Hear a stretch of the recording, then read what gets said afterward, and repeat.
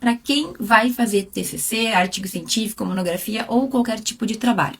Que é o seguinte, foi a pergunta que eu recebi sobre o comitê de ética na pesquisa no direito que envolve seres humanos.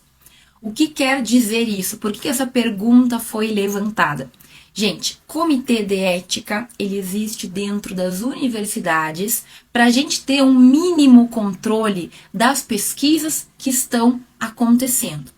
Provavelmente tu já ouviu falar sobre a ética em se fazer um clone, né? Será que é ético? Existem limites éticos? Ou então, se existem limites éticos para a gente trabalhar com células de seres humanos? Ou até que ponto a ciência pode atuar dentro de limites éticos? Tudo isso é muito aberto, é muito subjetivo e é muito discutido. Quem é mais velho, né, vai lembrar lá da novela do clone, que ele fez um clone humano. Gente, a bioética no direito discute muito desses pontos, porque até que ponto a ciência pode ir. E eu sei que isso foge um pouco do nosso escopo, mas é porque eu preciso que tu entenda que as pesquisas, elas devem seguir algumas diretrizes éticas, minimamente éticas. Então, seja na biologia, lá quando eles forem mexer com células, seja na física, quando alguém for criar uma bomba atômica, uma coisa assim, a gente tem alguns limites. Nem todo pesquisador respeita, a gente sabe, mas aí ele vai estar violando normas que ele deveria cumprir. Voltando para a nossa realidade aqui. Professora, vou fazer um TCC no direito que envolve seres humanos. Eu preciso também ter um controle de ética? Precisa.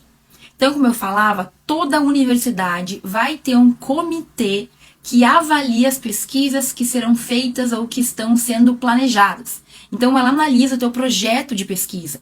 O que significa uma pesquisa que aborda, que trabalha com seres humanos? Aqui que entra a grande questão. Se no direito eu estiver fazendo uma pesquisa que envolve seres humanos, eu tenho que, primeiro, levantar e deixar muito claro qual será essa interação. Porque, veja, é bem diferente uma pesquisa em que a gente vai tratar de células humanas, fazer clone, essas coisas, do que uma pesquisa em que eu vou fazer uma entrevista, que é o que a gente tem na nossa área. Né? No direito, a nossa pesquisa ela nunca vai ser extremamente invasiva. A gente não vai coletar sangue, a gente não vai fazer exames, a gente não vai fazer aqueles experimentos que tanto se faz com seres humanos, né? Dar uma comida, dar um remédio, ver como é que vai.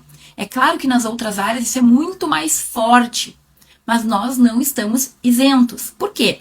Porque mesmo que minimamente, sempre que no direito nós fizermos uma pesquisa que envolve seres humanos, a gente pode causar algum impacto na vida daquela pessoa. Entende isso? Próximo, mas no direito o que a gente pode fazer que vai causar impacto? Digamos que tu vai fazer uma entrevista. A entrevista é bem comum em TCC e em pesquisa no direito. Eu lembro de uma aluna que ela queria fazer um TCC em que ela ia entrevistar juízes, promotores e demais seres e pessoas, né, envolvidas em um processo lá de adoção, em processos que envolvem crianças. Ela queria abordar o tema trazendo a perspectiva de quem no dia a dia trabalha com aquilo. Então ela falou, prof, eu queria fazer um TCC e eu vou entrevistar juiz, promotor e não sei quem mais.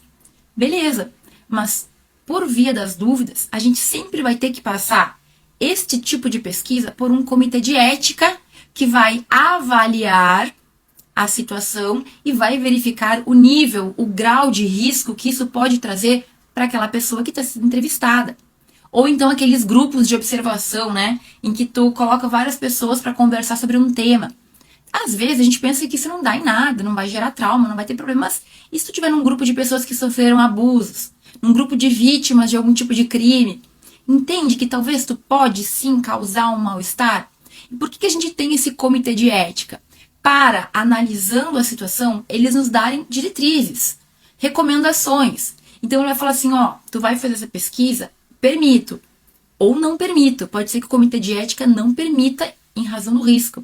Mas permito, no entanto, é necessário que sejam analisados, observados tais e tais requisitos para diminuir o impacto que pode ser causado nas pessoas. Então, ó, certas perguntas tu não pode fazer, certos cuidados tu tem que tomar. Se a pessoa começa a chorar, se a pessoa tem algum tipo de reação inesperada, enfim, tu tem que saber como reagir. Então, gente, olha, não é sempre que a gente vai ter uma observação.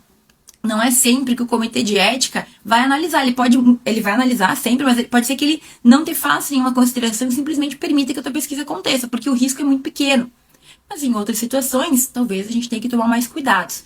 De qualquer forma, por via das dúvidas, sempre que a nossa pesquisa envolver seres humanos, nós temos que passar por um comitê de ética que vai analisar, aprovar, trazer recomendações ou até mesmo proibir aquela pesquisa. Tu entende isso? Muitas pessoas no direito, já na pós-graduação, ignoram isso. Então, uma vez uma colega de pós-graduação contou que ela fez uma pesquisa com prostitutas, com mulheres que tinham uma vida muito difícil, e ela, no entanto, não passou por nenhum comitê de ética e, se ela fosse publicar ou compartilhar aquela pesquisa, ela teria problemas. Por quê? Porque quando a gente não tem esse cuidado, a pesquisa ela costuma ser rejeitada, ser questionada, ou seja, faltou um cuidado obrigatório. Então, em vez de sair por aí questionando, perguntando, fazendo entrevista, toma cuidado.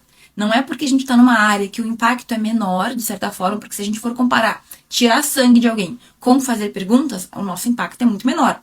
Mas não é por isso que tu está livre de passar também por uma avaliação. Então, o teu trabalho, se ele envolve seres humanos, por menor que seja o risco, tu tem que pedir uma permissão, um aval para realizar aquela pesquisa, para ela ser uma pesquisa válida, que vai depois ser publicada, que vai ter, digamos assim, um respaldo. Prof, a minha faculdade é pequena, eu não tenho um comitê de ética. Tu tem duas opções. Ou tu altera o teu projeto para não ter esse contato direto. Então, por exemplo, se tu pega uma pesquisa pronta, se tu analisa casos judiciais, jurisprudência, julgados, decisões, tu não tá tendo aquele contato direto. Então, tu não precisa pedir autorização. Ou, se tu não quer alterar, se tu quer fazer da forma como tu definiu inicialmente, tu vai buscar uma instituição que tem esse comitê e tu pode, de acordo, né, conversando com a tua faculdade, submeter o teu trabalho para aquele comitê, para análise daquele comitê.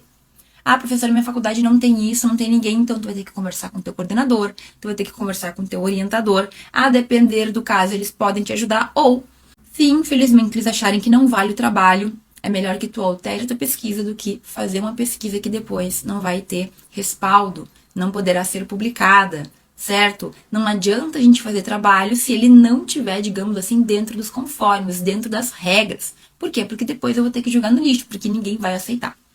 Ainda no Brasil isso é discutível, tá? Discutido, inclusive, porque tem pessoas que não entendem, mas o correto é que, em todo momento, em toda pesquisa que a gente trata diretamente com o ser humano, seja uma entrevista, seja uma observação, enfim, todo momento que a gente tiver ser humano envolvido, a gente precisa ter uma permissão de um comitê de ética para poder realizar, para poder dar seguimento àquela pesquisa, ok? É uma decisão tua, mas tu já está sabendo que é necessário que passe por um comitê de ética para poder ter um aval, para poder ter um fundamento para tua pesquisa poder ser compartilhada posteriormente. Ok, jovens?